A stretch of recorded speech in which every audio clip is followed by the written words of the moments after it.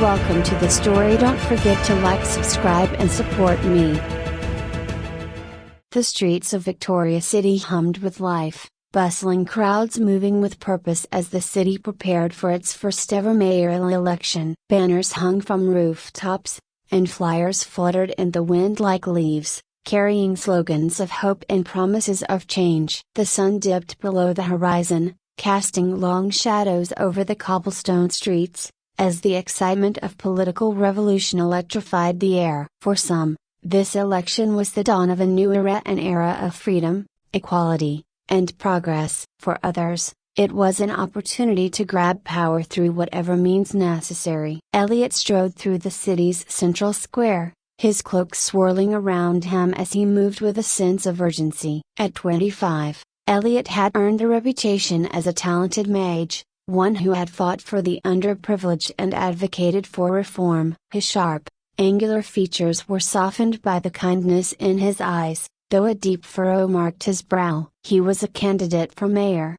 and despite the excitement surrounding the election, something sinister had been gnawing at him for weeks. Strange events had begun to plague Victoria City. Prominent figures who opposed Elliot's campaign had fallen mysteriously ill, their symptoms unlike anything the city's healers had ever seen. Whispers of a dark sorcerer lurking in the shadows reached Elliot's ears, but whenever he tried to investigate, he found himself running into dead ends. He knew in his gut that something was wrong, as something far more dangerous than political intrigue. As he approached the steps of the city's Grand Hall, where debates were held and alliances forged, a voice called out to him, "Elliot!" He turned sharply, eyes scanning the dimming street until he spotted the figure approaching him, a woman, clad in a dark, hooded cloak, her hand resting on the hilt of a long sword strapped to her hip. Her gait was steady, confident, yet her face remained obscured by the shadow of her hood. She stopped a few feet from him,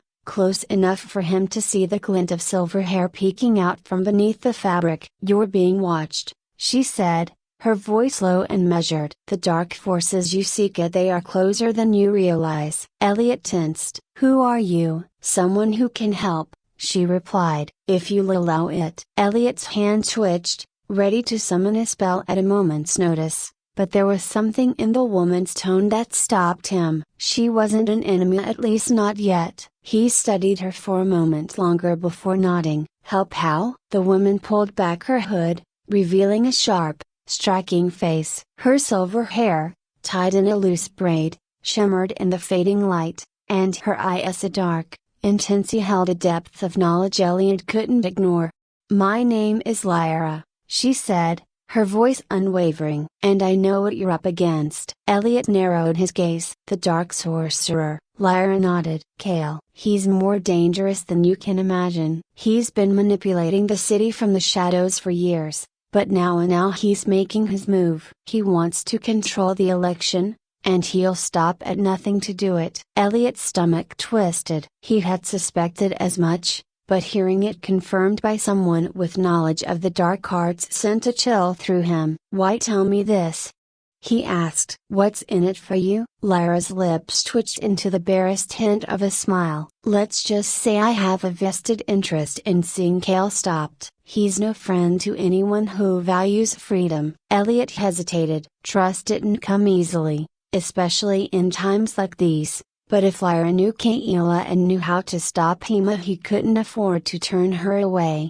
"All right," he said finally, "we'll work together. But if you cross me, I won't." She cut him off, her expression turning serious. "I don't want this city to fall into darkness any more than you do." The following night, Elliot and Lyra found themselves deep in the heart of Victoria City's underbelly, navigating narrow, twisting alleyways that smelled of damp stone and decay. Lyra led the way, her movements quick and precise, as though she had spent years walking these streets in the dark. "This way," she whispered, motioning for Elliot to follow her down a narrow passage. At the end of the alley, hidden beneath layers of old, peeling posters, was an door that most would have passed by without a second thought. But Lyra had a keen eye for details, and she reached for the hidden latch, pulling the door open with ease. Inside, The room was dimly lit, a faint glow emanating from enchanted crystals embedded in the walls. In the center of the room stood Amana, a puppet of dark magic,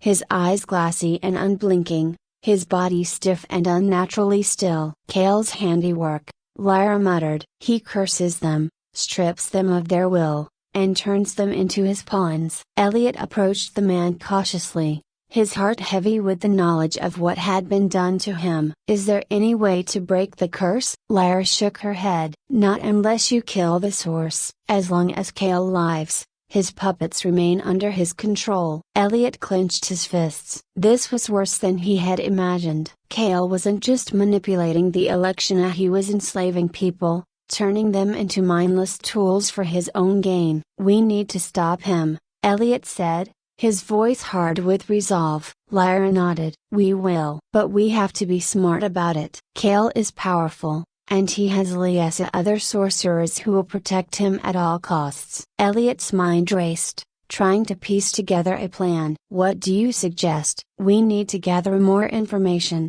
Lyra replied. Kale is hiding somewhere in the city, but he's careful. We'll need to lure him out. Elliot frowned. How? Lyra's eyes gleamed with a dangerous idea. We make him think he's winning. Over the next few days, Elliot ramped up his public appearances, speaking passionately about the importance of freedom and justice in the election. He knew that every word he spoke put him at greater risk, but it was part of the plan. If Kale believed he was gaining control over the election, he might make a mistake. He might expose himself. Meanwhile, Lyra worked behind the scenes, tracking Kale's movements and gathering intelligence on his network of sorcerers. She was a master of stealth, slipping into places unnoticed, overhearing conversations meant for Kale's ears alone. Elliot's campaign was gaining momentum. Crowds gathered to hear him speak, and whispers of his bravery began to spread throughout the city. But with each passing day, the tension grew. Strange accidents continued to happen: fires in key districts, unexpected illnesses among prominent supporters, and a general sense of unease that gripped Victoria City like a vice.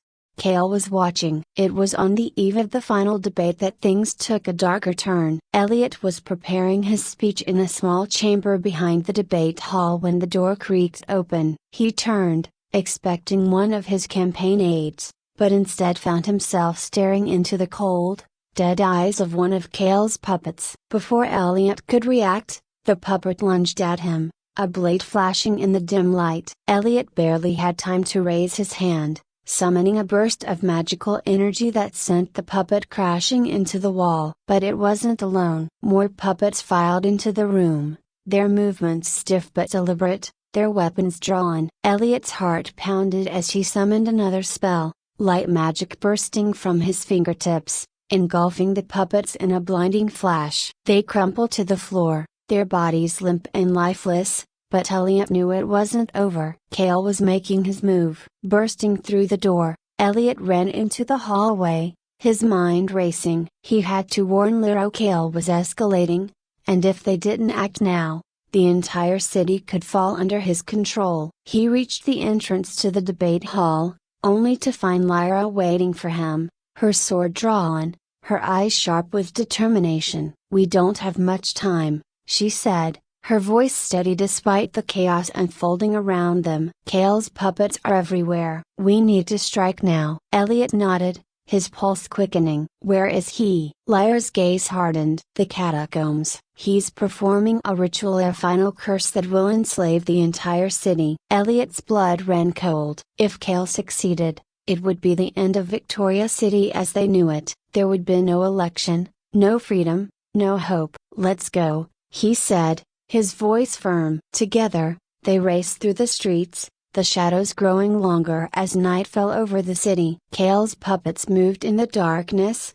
their eyes glowing with the faint remnants of magic, but Elliot and Lyra cut through them like a storm. Magic crackled in the air, Lyra's sword gleaming as it sliced through their enemies with deadly precision. The entrance to the catacombs was hidden beneath an old, crumbling building on the outskirts of the city. Lyra led the way, her steps quick and sure as they descended into the darkness. As they moved deeper into the catacombs, the air grew thick with a stench of rot and decay. The walls were lined with ancient runes, their meaning lost to time, but Elliot could feel the magic pulsing through them, a dark, twisted magic that made his skin crawl.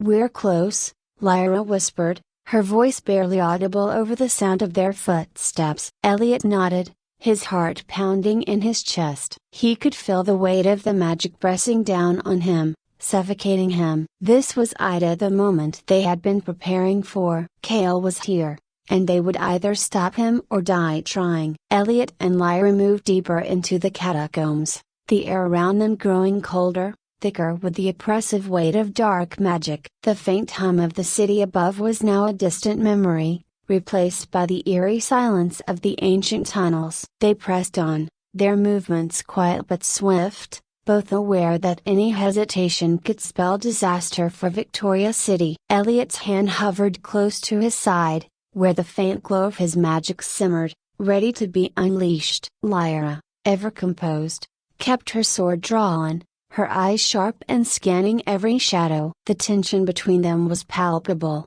not from distrust, but from the knowledge of what lay ahead. Kale was close, and he would be ready. They reached an opening in the catacombs, a massive underground chamber lit by sickly green flames flickering from braziers placed at intervals around the room. At the center of the chamber stood Kale. His black robes billowed around him, and his gaunt, pale face was illuminated in the flickering light. Dark energy pulsed around him, forming a twisted, malevolent vortex that seemed to suck the very life from the air. Elliot's breath caught as he saw the source of Kale's power, an ancient, blood-stained altar carved with arcane symbols. Surrounding it were the cursed figures of Kale's puppets, standing motionless, their eyes empty and void of life. This was it. The final confrontation. Kale turned his cold eyes toward them, a twisted smile curling his lips. "You've come, just as I knew you would," he hissed. His voice slithered through the air like poison. "But you are too late. Soon,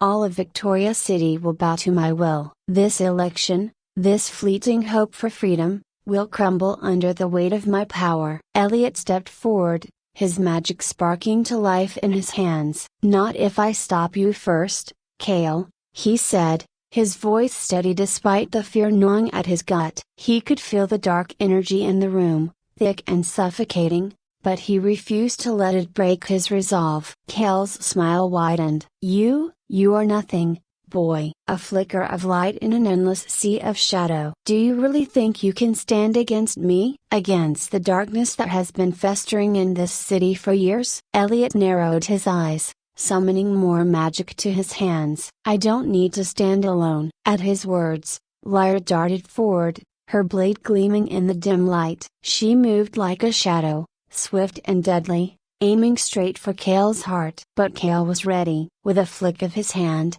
dark tendrils shot from the ground, wrapping around Lyra's legs and pulling her to the floor. Elliot didn't hesitate. He thrust his hands forward, sending a blast of pure, white light toward Kale. The sorcerer snarled, raising a hand to deflect the attack, but the force of Elliot's magic pushed him back a step. Kale's eyes burned with fury. "You will regret this," he growled, summoning more dark energy. The green flames around the room flared, and the puppets surrounding the altar began to move, their glassy eyes turning toward Elliot and Lyra.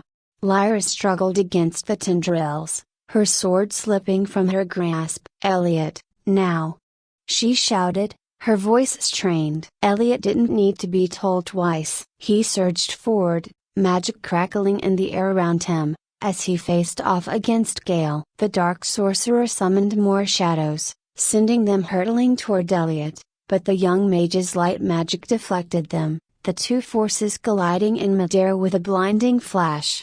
Kale's lips curled into a sneer. "You think your magic can save this city? You're a fool, boy." "I'm no fool," Elliot shot back, his magic intensifying. "I'm fighting for something you'll never understand: a freedom. The people of Victoria deserve a future without your darkness." Kale snarled, his hands weaving through the air as he prepared another spell. Your future will be nothing but ash. Elliot raised his hands, the air around him glowing with power. He could feel the weight of the magic coursing through him, stronger than ever before. But he wasn't alone in this fight. He glanced at Lyra, who had managed to free herself from the dark tendrils. She retrieved her sword, her eyes locked on Kale with deadly intent. In a coordinated strike, Lyra launched herself at Kale just as Elliot unleashed a surge of light magic, aimed directly at the dark sorcerer's chest. Kale's eyes widened in surprise as he realized too late what was happening. The blast of light hit him with full force,